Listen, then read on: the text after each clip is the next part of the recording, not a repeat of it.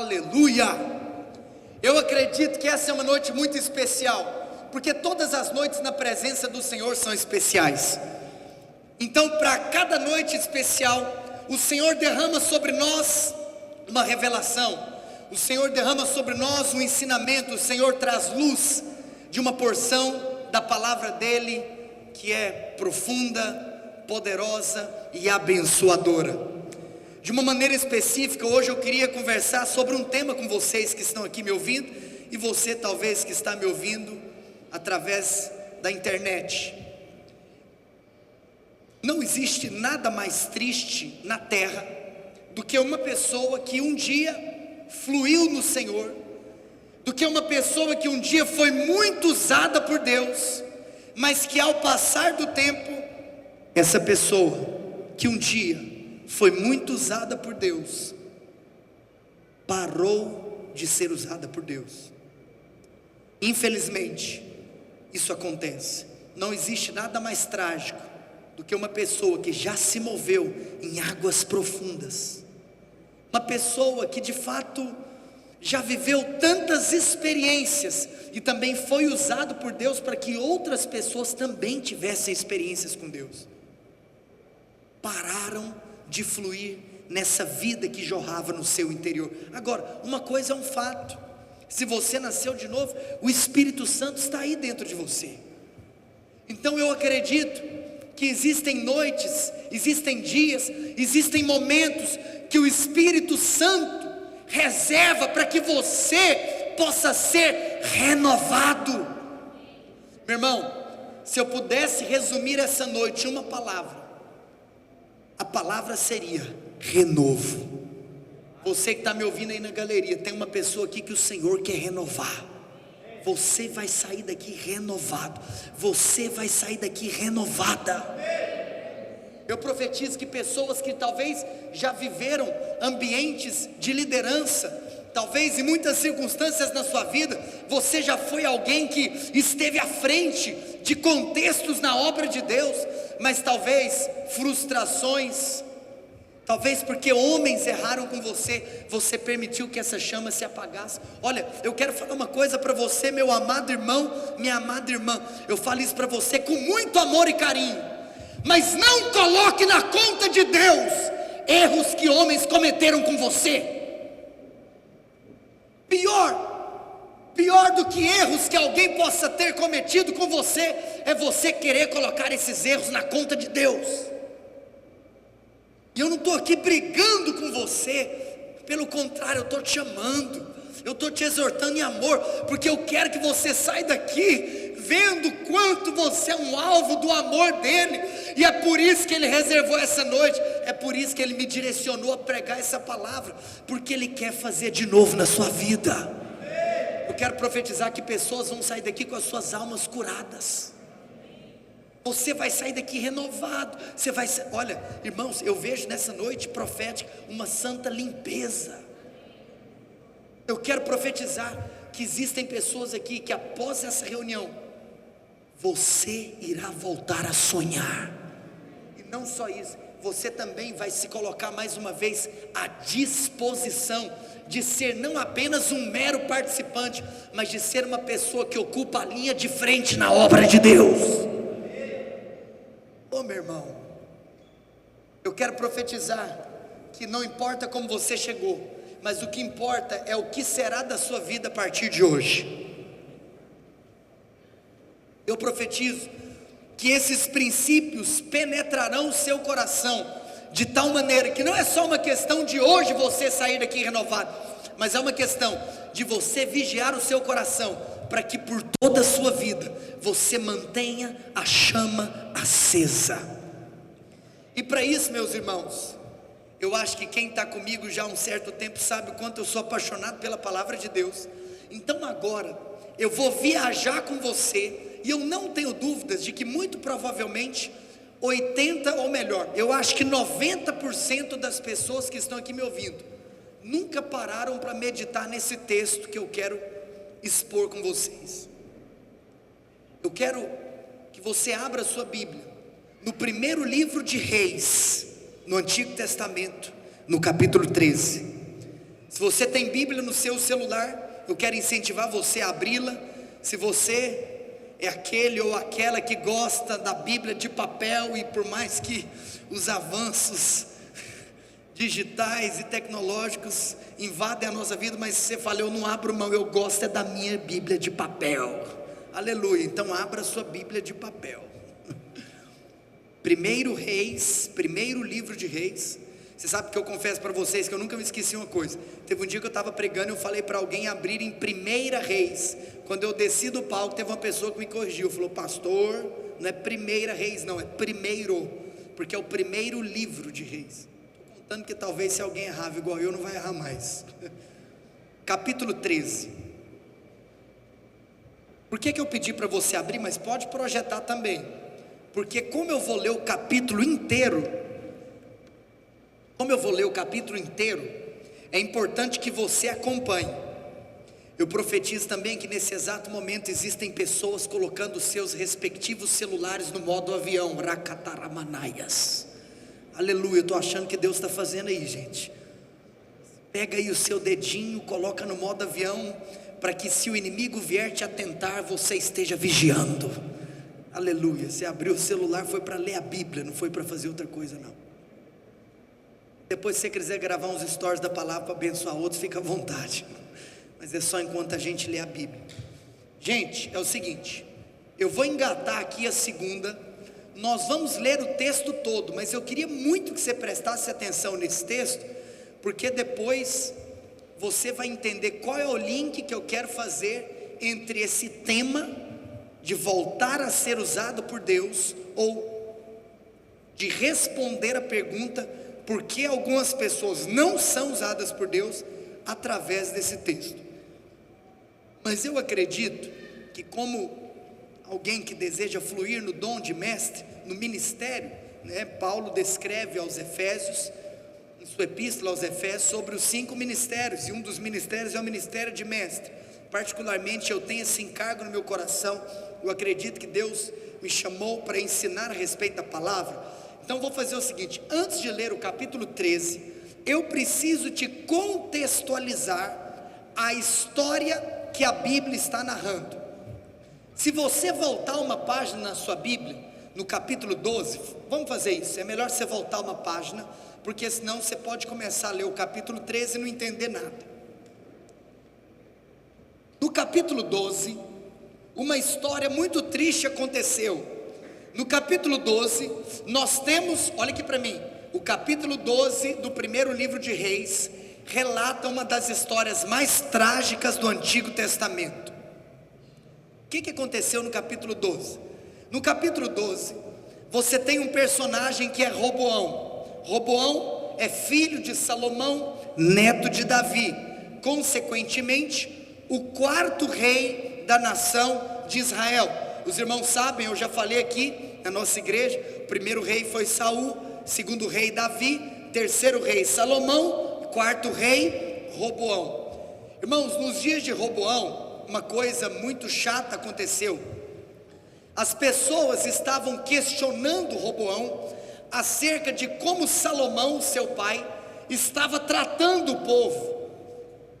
Acreditava-se e testemunhava-se que o povo estava sendo castigado, e que os impostos cobrados pelo governo estavam com cargas elevadíssimas. E então, os conselheiros de Salomão, agora você imagina, se Salomão foi o homem mais sábio que passou pela terra, e ele escolheu ouvir pessoas mais velhas, mais sábias, você tem noção tanto que é importante nós ouvirmos conselhos, né? Os conselheiros de Salomão viraram para Roboão e falaram assim: Roboão, as pessoas estão insatisfeitas com a maneira com a qual o governo está lidando com a população, com relação à carga tributária e outros assuntos. Mas você sabe que Salomão, infelizmente, decidiu não ouvir os conselhos dos conselheiros de seu pai, e foi ouvir os seus amiguinhos, os amiguinhos de escola, os coleguinhas de trabalho, os menininhos da sua idade. E eles falaram assim: rapaz, se o povo está achando o imposto alto, você tem que fazer aumentar. Se o povo está achando que o seu pai foi duro, você tem que ser mais duro ainda. Misericórdia. Resultado disso, Roboão foi tolo, ouviu o conselho das pessoas erradas e acabou tratando o povo de maneira ainda mais dura. Como consequência, a nação de Deus, a nação de Israel, que possuía 12 tribos, sofreu uma divisão. Diga comigo, divisão. Agora vem comigo que eu vou entrar no texto. A nação de Israel tinha 12 tribos, fala comigo, 12 tribos. Sabe o que aconteceu com essa divisão, galera? 10 tribos se rebelaram contra o rei Roboão. Quantas tribos se rebelaram? Gente, das 12 tribos, 10 se rebelaram. O líder desse movimento separatista era um homem que era um dos capitães do exército, chamado Jeroboão. Diga comigo, Jeroboão. A história conta então que a nação de Israel foi dividida em duas nações, aonde, pelo fato de que 10 nações resolveram sair, essas 10 nações continuaram usando, essas 10 tribos continuaram usando o nome que a nação tinha, que é a nação de Israel. Então, a partir do capítulo 12 de 1 Reis, todas as vezes que você vê Israel no Antigo Testamento, está se referindo às 10 tribos que se situavam ao norte, que se separaram de Jerusalém. Por outro lado,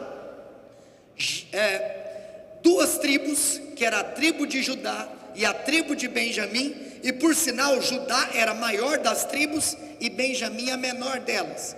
Elas então formaram uma nova nação, que por Judá ser infinitamente maior que Benjamim, o nome da tribo de Judá acabou sendo então o nome da nação. Então você tinha agora a nação de Israel e a nação de Judá. É claro que essa expressão nação de Judá não deveria existir, porque tudo era uma nação só, mas o fato é que o país estava dividido.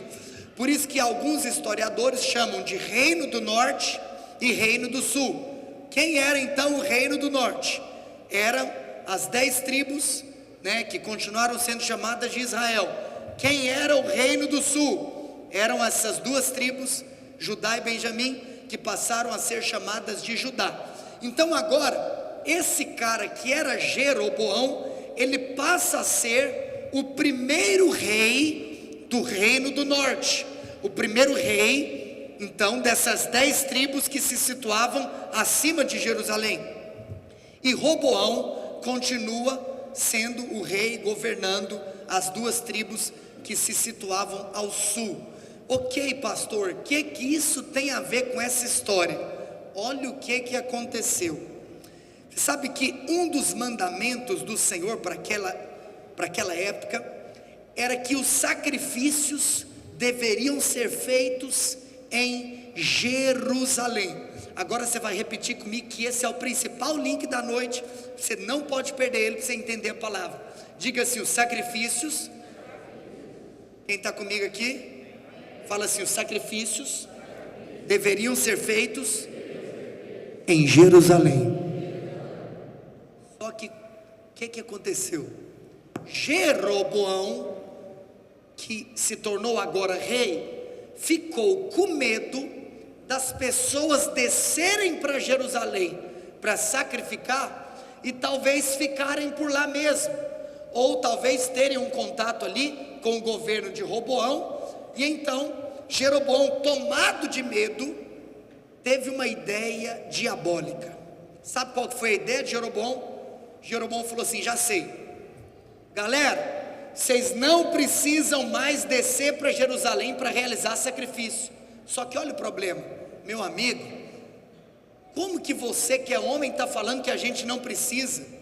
Deus determinou que esse sacrifício fosse feito em Jerusalém. Mas Jeroboão não. Jeroboão quis assumir um papel que não era dele. Jeroboão então tem a horripilante ideia de construir 2 bezerros de ouro. Diga comigo, 2 bezerros. Um bezerro na cidade de Dan e outro bezerro na cidade de Betel. E Jeroboão foi bem estratégico ao escolher em quais cidades ele colocaria esses bezerros, porque Dan ficava de um lado, Betel ficava do outro lado. Em outras palavras, ó galera, vocês aí que fazem parte agora dessa parte que eu governo, você não precisa de ir lá para Jerusalém.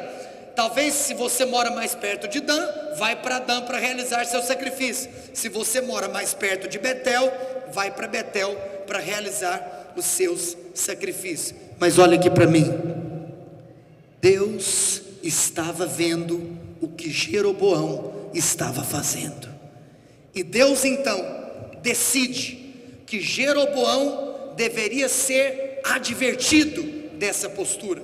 Vem comigo agora nessa história, no capítulo 12, vamos ler só o finalzinho do 12, antes de nós lermos o 13, vai lá para o verso 25, tendo ouvido toda a minha explanação, eu acredito que para você vai ser infinitamente mais fácil você compreender agora a nossa leitura. Verso 25 do capítulo 12, 1 Reis. Jeroboão edificou Siquém, na região montanhosa de Efraim, e passou a residir ali, e dali edificou Penuel. E disse Jeroboão consigo: agora tornará o reino para a casa de Davi.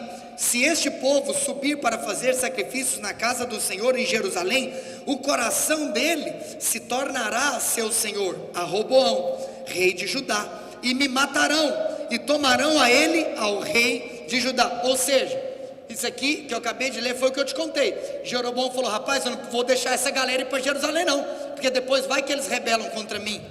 E aí, então a escritura continua no verso 28, pelo que o rei, tendo tomado conselhos, fez 2 bezerros de ouro, e disse ao povo: basta de subirdes, de irdes a Jerusalém. Vês aqui teus deuses, ó Israel, que te fizeram subir da terra do Egito, pois um em Betel e outro em Dan, um bezerro de ouro, cada um para adorar o bezerro. Verso 31, e Jeroboão fez também santuários nos altos, e dentre o povo constituiu sacerdotes que não eram dos filhos de Levi. Galera, olha o tanto que Jeroboão aqui foi por um caminho terrível. Ele não só construiu esses bezerros de ouro, ele não só disse que poderia adorar em Dan e Betel, quando na realidade a adoração era para ser feita em Jerusalém, como ele também começou a constituir sacerdotes que não eram da linhagem levítica. O Antigo Testamento é muito claro, Levi era uma tribo, que não teve herança em terra, mas era uma descendência de Levi, que foi um dos filhos de Jacó. E nós sabemos que a linhagem sacerdotal começou em Arão. Ou seja, para alguém ser sacerdote no Antigo Testamento, de duas uma: ou ele era descendente de Arão, ou depois que Números capítulo 6 entrou em cena, ele tinha que fazer o voto nazireu. Mas sem fazer o voto nazireu, se ele fosse descendente de Arão, ele então poderia ser sacerdote, porque Arão era filho, era descendente, para ser exato, Arão era bisneto de Levi. Ou seja, o cara estava tão perdido que agora ele até estava começando a escolher sacerdote que nem estava dentro da ordenança de Deus. Estou te mostrando o tanto que Jeroboão estava perdido.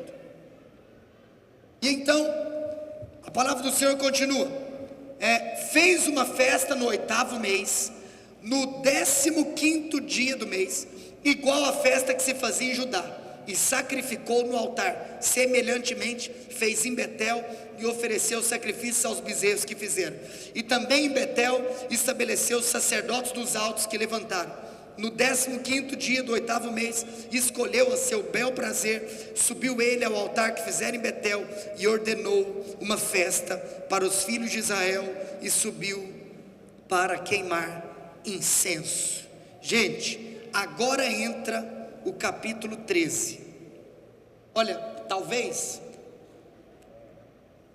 tudo que eu estou falando para você possa parecer muito denso, porque eu estou aqui contando muita história, dando aula, mas para você é importante você receber informações da palavra de Deus, porque crente gosta de Bíblia, diga amém. Então todo domingo, quando você vir aqui, você vai ouvir coisa profunda, você vai ouvir coisa embasada na palavra. É por isso que nós estamos aqui, porque nós vamos crescer em revelação das Escrituras Sagradas. Agora vem a história. Jeroboão estava aprontando o que ele queria, ele só esqueceu que tinha um Deus no céu. E agora, Deus então vai entrar em cena, e Deus vai advertir Jeroboão. E a história começa: eis que por ordem do Senhor, diga comigo, por ordem do Senhor. Olha aqui para mim. As pessoas podem até aprontar aqui na terra, até no dia que o Senhor falar basta. Por ordem do Senhor, veio de Judá, ou seja, veio lá de Judá a Betel um homem de Deus. Diga comigo, um homem de Deus. Eu amo na Bíblia quando aparece um homem de Deus na história. Meu irmão, o Senhor te chama para você ser um homem de Deus. E você que é mulher, eu estou falando aqui homem no sentido do ser humano, não da natureza masculina. O Senhor te chama para ser um homem de Deus, uma mulher de Deus. O Senhor te chama para ser um profeta. Meu amigo, posso contar uma coisa? Onde o homem de Deus chega, a palhaçada acaba. Se você está achando que lá na sua empresa está tendo um monte de gandaia, então começa a se posicionar como homem de Deus. A bagunça sempre vai acabar quando um profeta de Deus se posicionar. Não aceite qualquer tipo de brincadeira, não aceite qualquer tipo de piada, não aceite qualquer tipo de conversa nas mesas que você se assenta. Sabe por quê? Porque você é um homem de Deus. E aí então, quando esse homem de Deus entrou na conversa, Jeroboão estava lá do lado do altar dele para queimar incenso, e clamou o profeta. Abaixa meu microfone um pouquinho, está dando microfonia. Clamou o profeta. Olha só, que profeta que é esse aqui que vai abrir a boca? O homem de Deus que apareceu na história. Então, o que que a Bíblia já te contou? Que esse homem de Deus que apareceu na história, ele é um profeta. Porque todo homem de Deus, quando abre a boca, ele é usado para ser porta-voz do céu. Gente, o que é um profeta? Um profeta é aquele que quando abre a boca, ele fala aquilo que o céu está falando. Esse homem de Deus então, ele clamou: altar, altar. Que altar que é esse, gente? Volta para o verso 1. Ele estava lá em Judá, mas ele foi lá para Betel. Ele foi então clamar contra o altar. O altar aqui é aquele contexto do bezerro de ouro que Jeroboão tinha construído em Betel. Ele clamou contra: altar, altar. Assim diz o Senhor: eis que um filho nascerá à casa de Davi, cujo nome será Josias, o qual sacrificará sobre ti os sacerdotes dos altos, que queimam sobre ti incenso, e os ossos humanos se queimarão sobre ti. E deu naquele mesmo dia um sinal, dizendo: este é o sinal de que o Senhor falou: eis que o altar se fenderá e se derramará a cinza que há sobre ele. Aí olha só, verso 4. Tendo o rei, que rei que é esse aqui? Diga comigo, Jeroboão, que é o rei ali dessas 10 tribos que ficaram ao norte. Jeroboão estava lá na cena. Quando Jeroboão ouviu as palavras desse homem de Deus, tendo o rei ouvido as palavras do homem de Deus, que clamara contra o altar de Betel, Jeroboão estendeu a mão sobre o altar, dizendo: prendei-o. Gente, olha que coisa doida. Jeroboão estava lá aprontando todas. Aí Deus vira para um homem de Deus que morava, lá em Judá, fala: ó, você que é homem de Deus, você que é meu servo, você que é meu profeta, pega suas coisas, você vai viajar lá para Betel. Quando você chegar lá em Betel, quando você chegar lá na frente daquele altar, você vai clamar contra o altar. O homem de Deus vai lá, chega em Betel, começa a falar: assim diz o Senhor, pá, pá, pá. Nessa hora, Jeroboão, que era o rei, morrendo de medo dessa situação, teve uma ideia, falou: rapaz, o rei pensou: eu vou mandar prender esse cidadão, eu vou mandar prender esse homem de Deus, eu vou mandar prender esse profeta. Na hora que Jeroboão gritou: prendei-o, olha o que aconteceu. Mas a mão que estendera contra o homem de Deus secou, e não a podia recolher. Gente, olha que coisa doida. quando Jeroboão estendeu a mão e falou para os soldados: prendam esse homem, na hora que ele fez isso, a mão dele secou, a mão dele ficou paralisada. Sabe por quê, meu querido? Maior o que está em você do que o que está no mundo. Olha que coisa doida. A mão desse rei ficou paralisada, secou.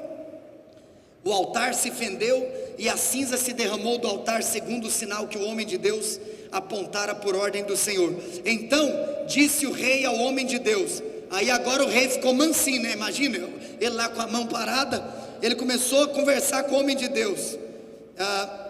Implora, por favor, implora o favor do Senhor teu Deus e ora por mim, para que eu possa recolher a minha mão. Rei, olha tanto que é interessante. O homem de Deus então implorou o favor do Senhor. Senhor, faça a mão dele voltar, Senhor, voltar a mexer. E aí sabe o que aconteceu? E a mão do rei se lhe recolheu e ficou como dantes. E disse o rei ao homem de Deus: vem comigo lá para casa. Rapaz, é o convite do rei, mano. A casa do rei é o palácio real. Vem comigo à casa e fortalece-te, e eu te recompensarei. Como diz o Jeroboão, agora recebeu a palavra profética, quer virar amiguinho do profeta. Mas olha o verso 8: porém, o homem de Deus disse ao rei: olha, rei, ainda que me desses metade da sua casa, eu não iria contigo, eu nem comeria pão e nem beberia água nesse lugar. Sabe por quê? Porque assim me ordenou o Senhor pela sua palavra, dizendo: não comerás pão, nem beberás água, e não voltarás pelo caminho por onde foste. E se foi por outro caminho, e não voltou pelo caminho por onde viera a Betel. Olha só, gente, olha que interessante. Quando esse homem de Deus tinha recebido de Deus a direção para ir lá em Betel, Deus virou para ele e falou assim: olha, depois que você liberar essa palavra profética, não é para você fazer mais nada, é para você voltar para casa. Não é nem para você parar para comer, porque aqui falou, não pode nem comer pão, não pode nem beber água, e quando voltar, não é nem para você voltar pelo caminho que você veio. Como diz o outro, mano, esse homem de Deus estava numa missão, vai lá, profetiza, não come nada e vai embora, e ainda volta por outro caminho. Ou o cara recusou até um banquete do rei. O rei que estava lá para ser divertido, queria agora até recompensar o profeta. Mas o profeta foi tão obediente que virou para o rei e falou: ainda que você me desse metade do palácio, eu não voltaria. Como diz o outro, porque eu sou obediente a meu Senhor. E foi embora para casa. O meu sonho era que o capítulo terminasse aí. A notícia é: o capítulo não terminou. Ora o problema. Verso 11. Morava em Betel um profeta velho. Diga comigo: morava em Betel um profeta velho. Agora olha aqui para mim.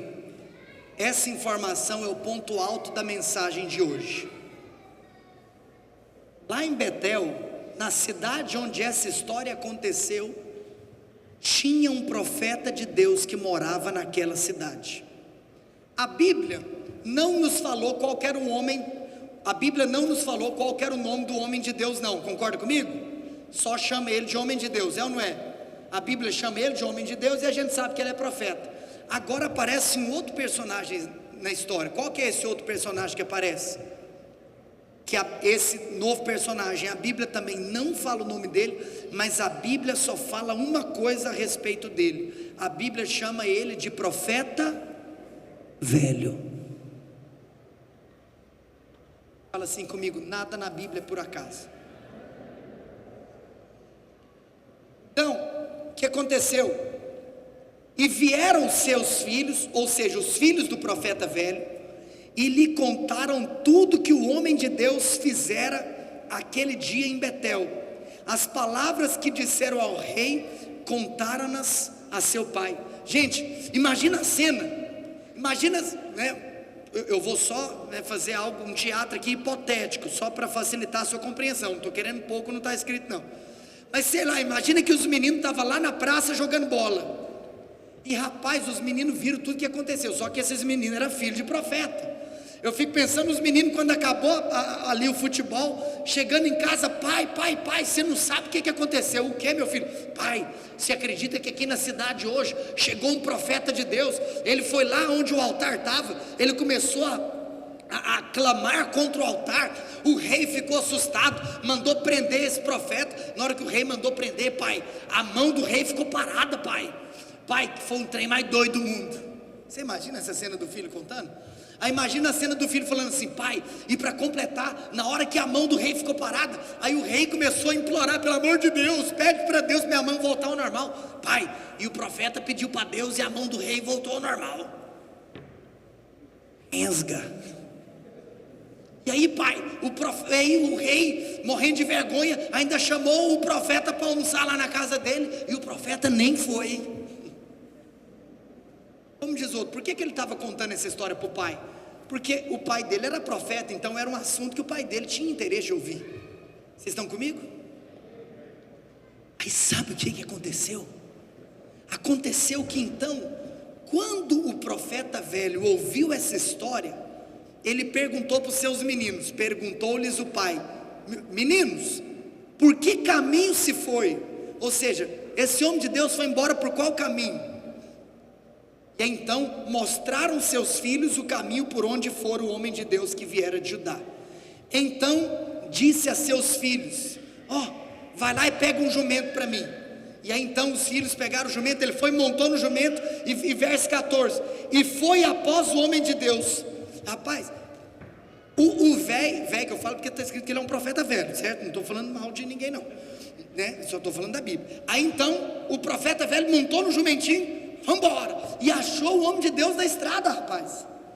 Agora que massa, né? Um encontro de profeta com profeta, né?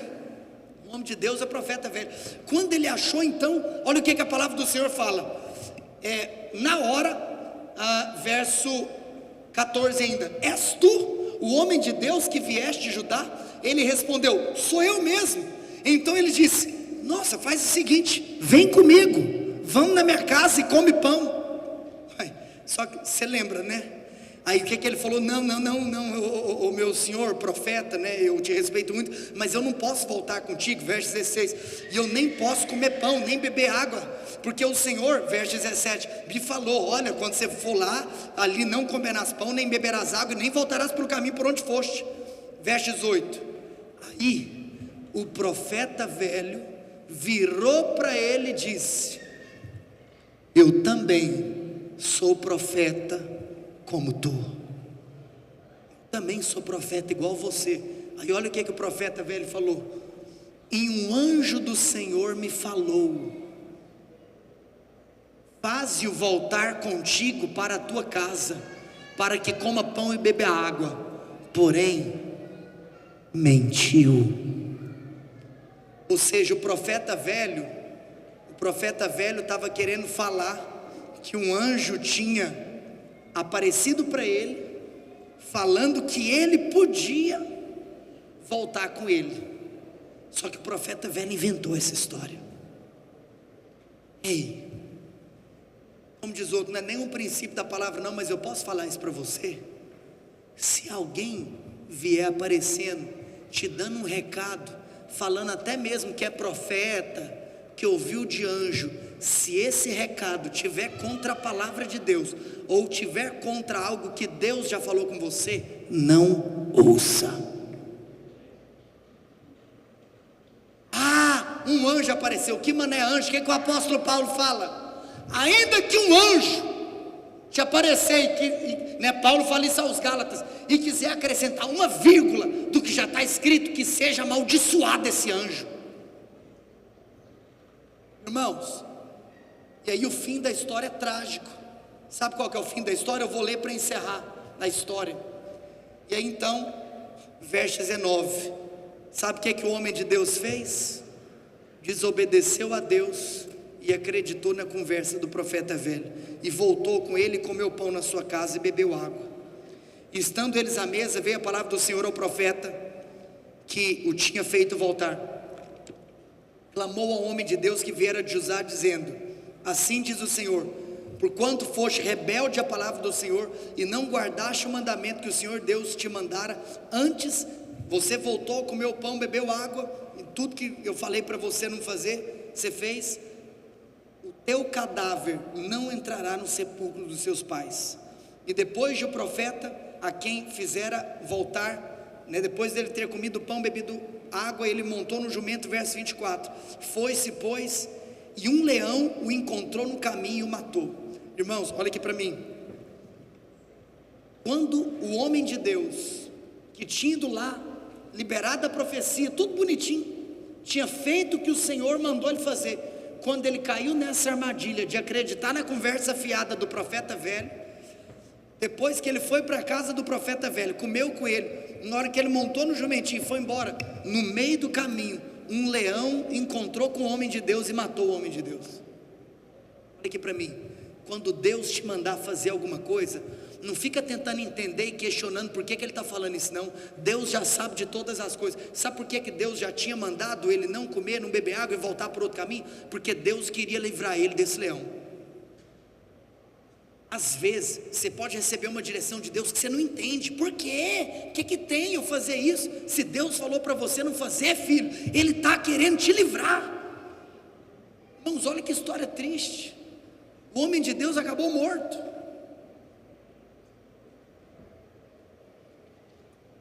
Olha, e aí, para completar, não vou nem ler mais, que eu fiquei grilado agora. Aí o profeta velho foi lá ver aquela coisa toda. E no final da história ainda, você lembra do rei Jeroboão, que estava fazendo coisa errada, lembra? Sabe o que o capítulo termina falando? Que ele continuou nos seus maus caminhos. Vai ser besta. Podemos ir embora que o culto acabou, amém? Amém nada, né? Quem que já quer ir embora, diga amém. Aleluia. É por educação, eu sei. Quem que quer que eu comece a pregar, fala glória a Deus? Então você vai ser testado pelas suas palavras. Agora eu já estou encerrando, mas agora é o ponto que eu quero te fazer. É o ponto que eu quero te fazer uma pergunta. Olha aqui para mim. Sabe por que eu te contei essa história toda? Só para te fazer uma pergunta. Presta muita atenção agora na pergunta que eu vou te fazer. Essa é a pergunta da noite.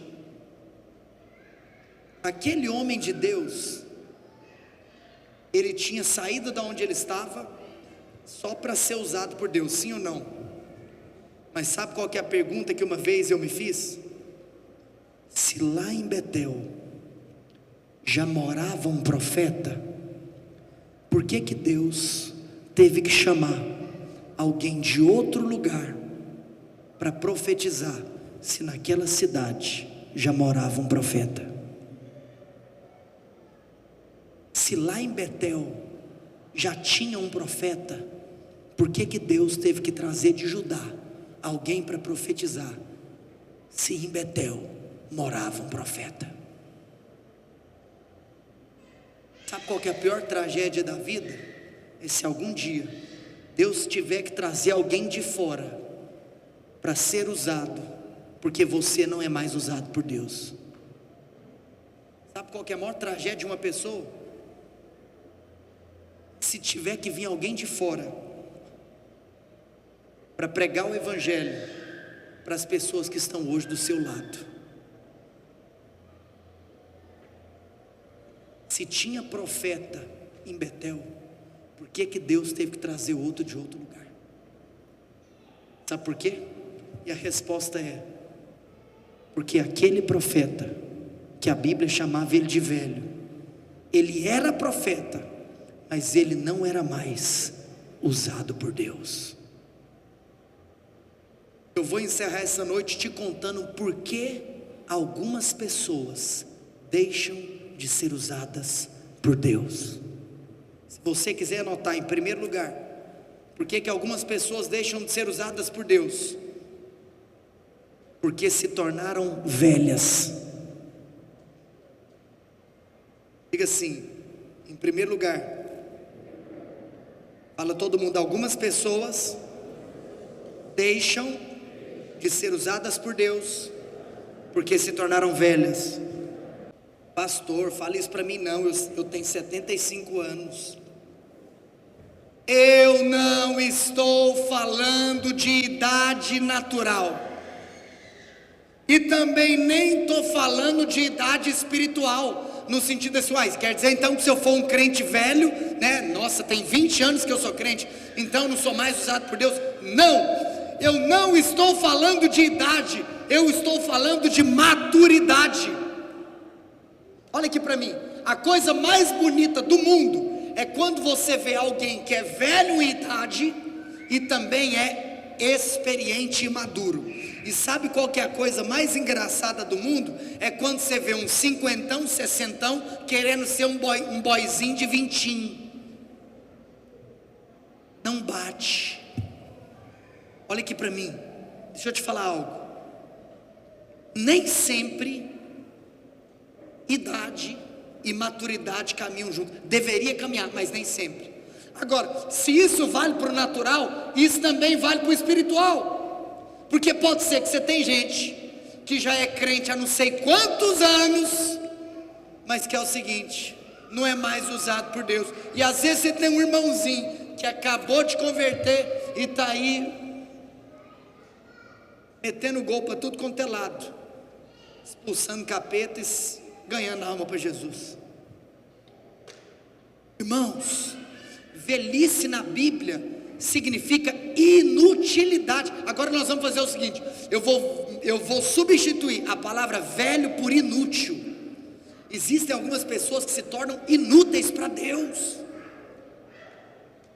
Os pais, por favor, segurem essas crianças aí, por gentileza. Irmãos, projeta para mim, não precisa de você abrir não, a carta de Paulo aos Efésios, no capítulo 5, no verso 26, Efésios 5, 26, tem uma coisa lá muito interessante. Olha só o que Paulo fala. Paulo está falando para a igreja. Igreja, olha só, para que a santificasse, tendo-a purificado por meio da lavagem de água. Que lavagem de água é essa? É a palavra. Para apresentar-se a si mesmo, igreja gloriosa. Diga comigo, gloriosa.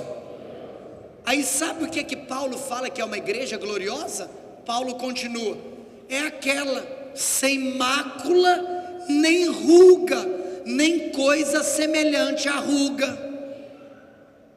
Gente, ruga é coisa de quê? Em outras palavras, igreja, sabe o que você não pode ser? Velha.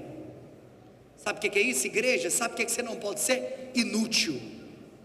Nós precisamos ser uma igreja útil. Você precisa ser um crente útil. Olha, eu vou dizer algo para você. O que você recebe aqui domingo não é para que você simplesmente ache legal e conte os minutos para chegar domingo que vem. O que você recebe aqui domingo é para você começar a fazer na segunda-feira. Que o Senhor tire toda a inutilidade da sua vida. Ser velho na palavra de Deus é ser inútil. Então, ou seja, ser novo na palavra de Deus é ser usado por Deus. Gente, vem cá, eu quero te chamar aqui a consciência um pouquinho. Se aquele cara que morava em Betel era um profeta, você há de concordar comigo uma coisa: se ele era profeta, ele conhecia a Bíblia, sim ou não? Né? Claro que ele não tinha a Bíblia, né, do sentido literal como nós temos hoje, mas ou seja, ele conhecia a lei de Deus, porque a lei eles já tinham. Ele conhecia ali a vontade de Deus. Então, em outras palavras, olha só, Jeroboão estava aprontando. Jeroboão estava lá cometendo um pecado grave. Jeroboão construiu 2 bezerros de ouro, meu Deus do céu. Deixa eu te perguntar uma coisa, e aqui agora Deus vai falar com você. Será que precisava de Deus aparecer para esse profeta, pedindo para o profeta ir lá confrontar Jeroboão? Olha aqui para mim, tem coisa que Deus nem precisa de te pedir, sabe por quê? Porque já está escrito. Fala assim, tem coisa que Deus não precisa de me pedir. Fala assim, porque já está escrito. Meu querido, minha querida, se Deus te colocou como profeta sobre um lugar, se Deus te colocou como profeta sobre uma família, se Deus te colocou como profeta sobre uma empresa, não sei, em todos os lugares onde você está plantado, se Ele te colocou para você confrontar, para você pregar, para você se posicionar. Deus não tem que aparecer para você e falar, pregue o evangelho para a sua família. Deus não tem que aparecer para você e falar assim, seja usado para confrontar o pecado de pessoas que se dizem filhos de Deus, mas vivem uma vida libertina. Deus não tem que aparecer para você fazer algo que a Bíblia já está te mandando fazer. Se ele era profeta, por que ele não foi lá e falar, Jeroboão, rapaz, você é rei, você tem que ser temente a Deus, o que você está fazendo aqui? Não, ele simplesmente ficou passivo àquilo que estava diante dos olhos dele. Olha aqui para mim, com muito amor e carinho, eu quero te falar uma coisa, não fique passivo àquilo que está diante dos seus olhos, porque você é um agente de transformação. Eu gosto de um homem de Deus que diz o seguinte, seja você resposta das suas orações. Você está orando para que Deus faça algo, então depois de orar, levanta a mão e fala, Senhor, eis-me aqui. Olha aqui para mim, irmãos, essa questão de velhice é algo tão poderoso, que eu me lembro de uma cena. A cena que eu me lembro é a seguinte, você lembra quando Isaac ficou bem velhinho, e aconteceu aquela cena muito famosa, de que Jacó negociou com Esaú a bênção da primogenitura? Quem lembra dessa história? Cara, Jacó teve uma ideia, naturalmente falando, fantástica. Ele falou, já sei, eu negocio com meu irmão, se eu negociar com meu irmão, e agora é só eu enganar meu pai. Você lembra o que Jacó fez para enganar Isaac? Lembra que Jacó começou a colocar pelos assim, porque Esaú era mais peludo que ele. Aí ele começou e pegou uns pelos.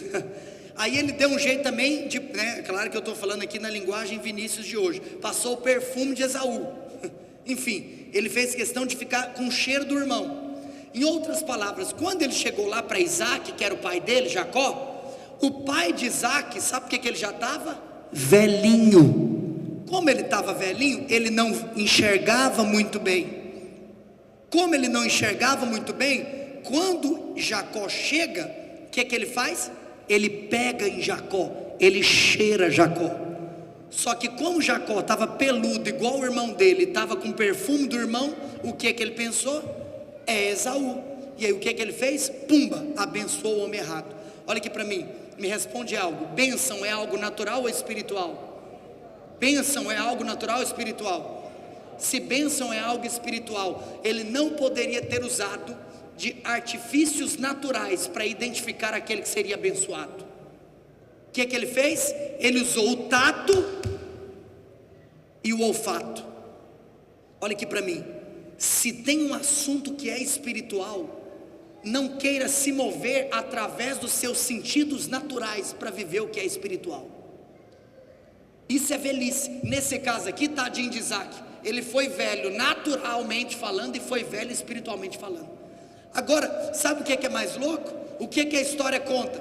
Que o mesmo Jacó, agora essa história talvez muitas pessoas não sabem dela. O mesmo Jacó, ele teve experiência com Deus, agora ele se arrependeu, e ele foi transformado em Israel, príncipe de Deus, lembra disso? Aí teve um episódio no final da vida dele, que agora Israel, o ex-Jacó, já estava bem velhinho naturalmente falando. E aí um dos filhos de Israel, um dos filhos de Jacó, que era José, um dia levou os dois filhinhos dele, Manassés e Efraim, levou até o pai dele, ou seja, era José levando os netinhos para receber a bênção do vovô. Imagina a cena, eu pegando minhas filhas e indo até meu pai. Naquele momento, a tradição dizia que o avô colocava a mão direita sobre o neto mais velho e colocava a mão esquerda sobre o neto mais novo. Por quê? Porque a bênção da primogenitura, do mais velho, sim ou não? José foi lá, traz os 2 filhinhos dele e põe Manassés do lado direito, porque Manassés era mais velho, e põe Efraim do lado esquerdo. Quando Jacó, que era velhinho, foi abençoar, sabe o que Jacó fez? Jacó cruzou as mãos. Quando Jacó cruzou as mãos, José chega e levantou: pai do céu, você está fazendo o trem errado, meu pai. Seu neto mais velho é Manassés. Sabe o que Israel falou? Sabe o que Jacó falou? Pss, pss. Eu estou fazendo o que Deus me mandou fazer, porque o Espírito me diz, Deus me diz, que Efraim vai mais longe do que Manassés. Ou seja, Jacó aqui estava velho em idade, estava velho naturalmente falando, mas ele estava novo espiritualmente falando. Porque se o assunto é bênção, eu não faço de acordo com o meu sentido natural. Em outras palavras, eu não vou fazer o que meu pai fez comigo. Se o assunto é bênção, eu vou fazer de maneira espiritual. Olha aqui para mim, você é um profeta de Deus. Se posicione de acordo com a vontade de Deus. Eu quero incentivar isso, que isso penetre o seu coração. Se existem coisas acontecendo do seu lado, olha aqui para mim, a primeira coisa que faz alguém deixar de ser usado por Deus é a omissão. Diga assim, a primeira coisa, diga mais alto, a primeira coisa que faz alguém deixar de ser usado por Deus é a omissão. É a omissão. Você está vendo circunstâncias que estão pedindo o seu posicionamento como profeta, então se posiciona. Quanto mais omisso você for, menos usado você será. Mas partindo para o fim, os últimos princípios para responder essa pergunta. Em segundo lugar, sabe por que algumas pessoas deixam de ser usadas por Deus? Porque elas desejam ficar bem com todo mundo. Todas as vezes que você quiser agradar os homens, você não vai agradar a Deus. Fala assim, a segunda coisa, diga mais alto, a segunda coisa que faz com que algumas pessoas deixam de ser usadas é o desejo de agradar a homens. Em outras palavras, posso traduzir aqui? Sabe por que o profeta velho não foi lá falar com Jeroboão? Porque Jeroboão era o rei. Nossa, mas como que eu vou lá confrontar o rei? Em outras palavras, eu ficar mal com o rei? Eu não quero ficar mal com o rei. Imagina você virar para o rei e falar: rei, você está em pecado? Olha aqui para mim, as pessoas que são usadas por Deus são aquelas que não estão preocupadas com a sua reputação humana. As pessoas que são usadas por Deus são aquelas que possuem uma maior preocupação em agradar a Deus do que em agradar os homens.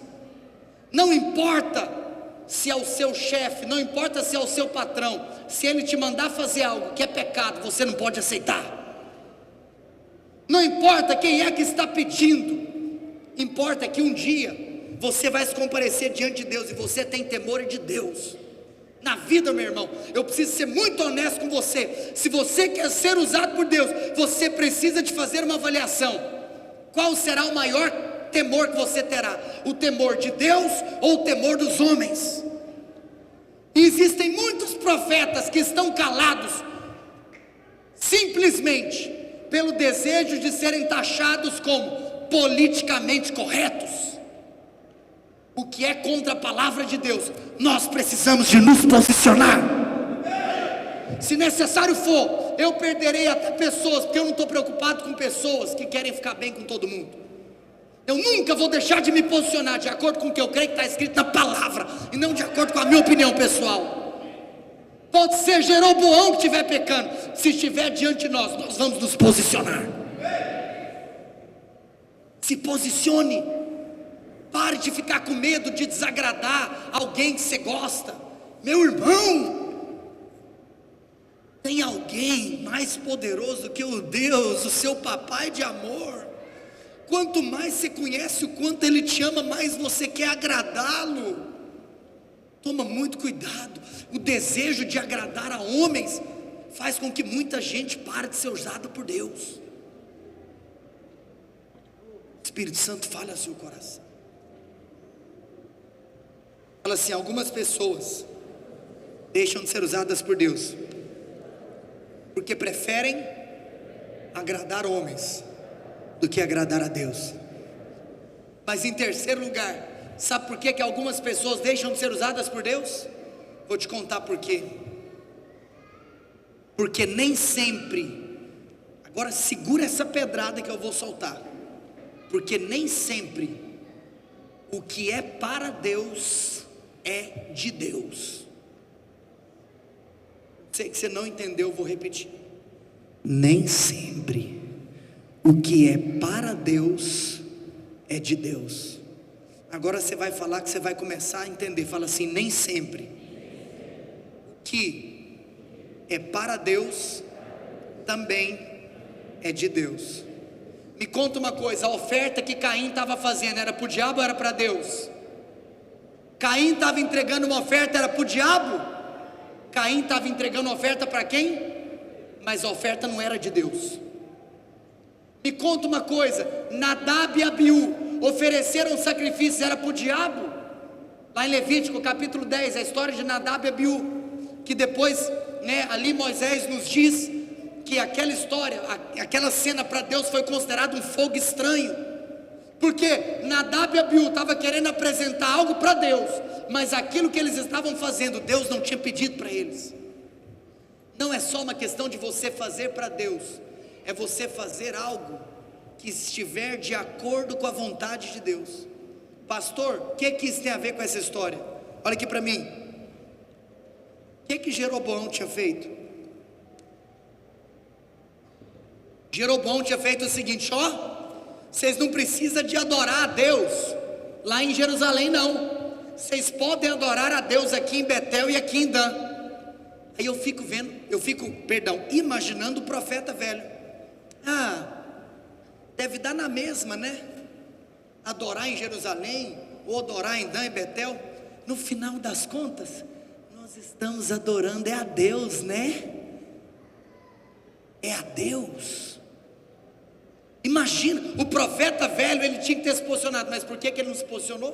Porque talvez ele aceitou o fato de que a motivação do coração de Jeroboão, no final das contas, adoração é tudo a mesma coisa. No final das contas, sacrifício é tudo a mesma coisa. No final das contas, se eu estou fazendo isso em nome de que é para Deus, dá na mesma. Não dá. Olha aqui para mim. Não caia no erro do profeta velho, no erro de Jeroboão. Sabe, é uma frase que eu sempre costumo falar: a coisa certa no tempo errado é coisa errada. Pode ser que Deus já falou para você uma coisa: eu vou fazer isso na sua vida, mas se ainda não chegou o tempo de que isso se cumpra, se você quiser viver algo que Deus mesmo já falou que você vai viver, mas se Ele ainda não determinou que esse é o tempo, não queira viver o que é de Deus no tempo que não é de Deus. As coisas de Deus têm a maneira de Deus e o tempo de Deus.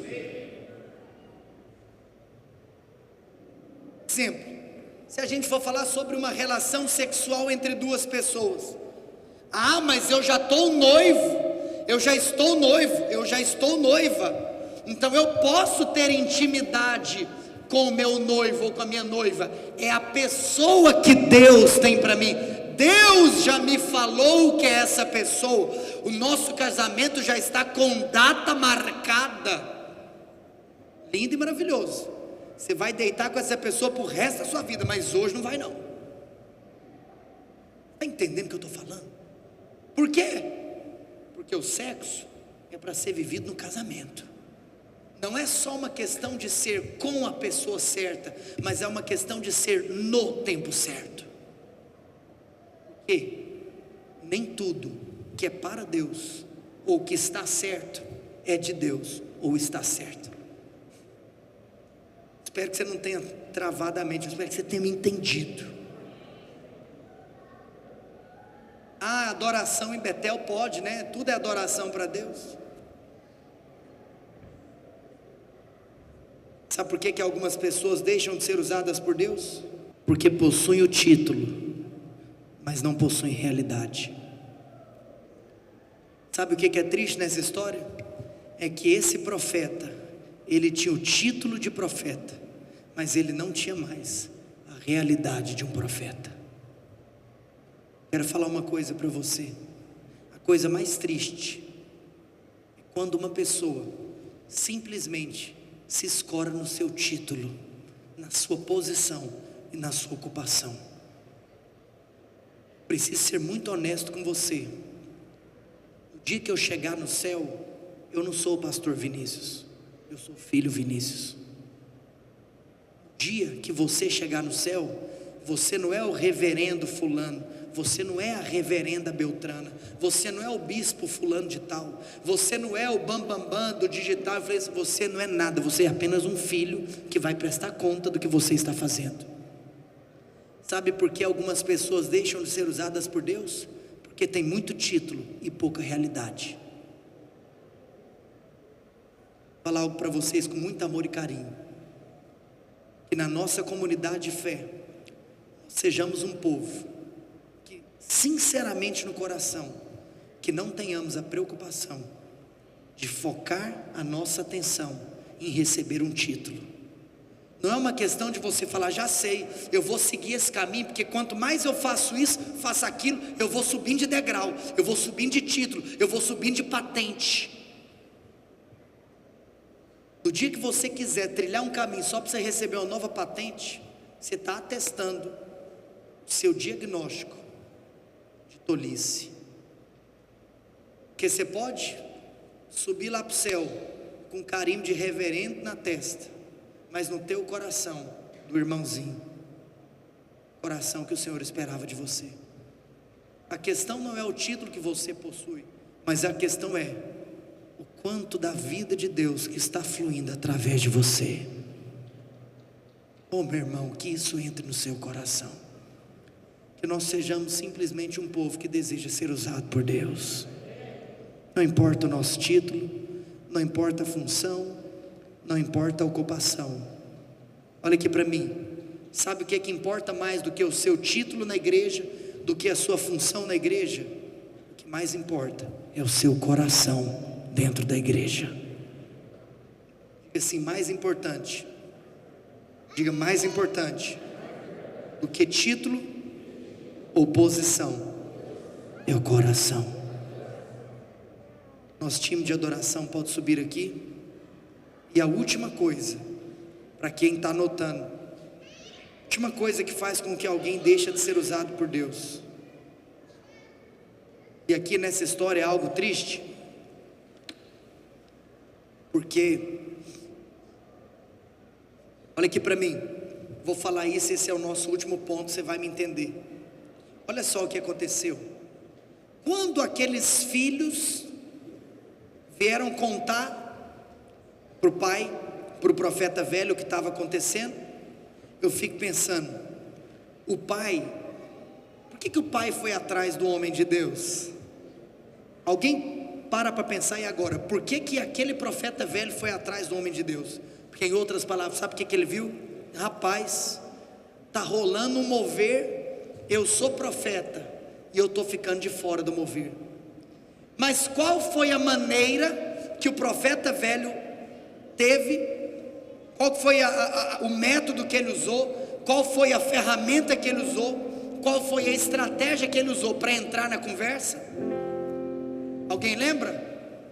A mentira. Ele quis sentar com o homem de Deus falou, rapaz, não posso sentar, eu tenho que ir embora. Ele falou, não, você pode sentar comigo, porque eu sou profeta também. Você pode sentar comigo, porque um anjo apareceu para mim e falou que você pode vir para minha casa. Sabe o que ele fez? Ele mentiu. Sabe, para quem está anotando essa palavra, sabe qual que é o último ponto? Por que algumas pessoas deixam de ser usadas por Deus? Porque elas querem procurar participar do mover de Deus a qualquer preço. Sabe por que algumas pessoas deixam de ser usadas por Deus? Porque elas acham que elas podem fabricar o mover, porque elas acham que podem aumentar o mover. Aquele cara falou: um anjo apareceu para mim. Ele mentiu, mas tem muita gente que em nome do mover de Deus quer transparecer algo que não é. Pelo amor de Deus, que nós nunca sejamos preocupados com o nosso número. Nossa, eu tenho que mostrar que eu tenho tantas pessoas, porque se eu mostro que eu tenho tantas pessoas andando comigo, uau, o meu ministério é grande. Irmãos, nós precisamos de ser desprendidos de tudo aquilo que é humano, de tudo aquilo que é terreno. Nós não precisamos de fabricar informação. Olha aqui para mim, você não precisa de vir conversar comigo querendo aumentar seu testemunho, para eu começar a olhar para você e falar: uau, você é homem de Deus, em que testemunho? Já sei, eu vou te dar o título tal, toma. Quando você estiver contando seus testemunhos, eles podem ser os mais simples do mundo. Contem os testemunhos simples. Você não precisa de aumentar seu testemunho para parecer que você é alguém. Você não precisa de distorcer as verdadeiras histórias para você querer passar uma imagem de alguém que você não é. Porque todas as vezes que alguém quer participar do mover de Deus a qualquer preço, sabe qual que é o resultado? Vai se tornar um profeta velho, vai deixar de ser usado por Deus. Mas eu quero profetizar que não importa como você chegou aqui, hoje a água da palavra penetrou o seu coração, e o Espírito Santo vai começar a se mover agora entre nós, e você vai sair daqui renovado, você vai sair daqui alimentado, você vai sair daqui arrependido, se necessário for. Hoje é uma noite de arrependimento também, mas hoje é uma noite que você vai falar: Senhor, eu não estou preocupado com o título, eu quero a presença, eu quero a unção, eu quero a glória. Segura. Vou contar uma coisa para você com muito amor e carinho. E eu andei conversando com alguns pastores amigos meus que abriram a igreja. Sabe qual que é um tipozinho de pessoas que sempre vem nos procurar? Pessoas que estão vindo aqui porque talvez no lugar que você estava, você perdeu a oportunidade, mas você está vindo aqui em busca de oportunidade, com muito amor e carinho. Se você está chegando aqui porque você quer um título, porque você quer uma oportunidade que você perdeu, não venha para cá. Esse lugar não é o lugar de pessoas que estão em busca de oportunidades, é um lugar de pessoas que estão em busca de Deus.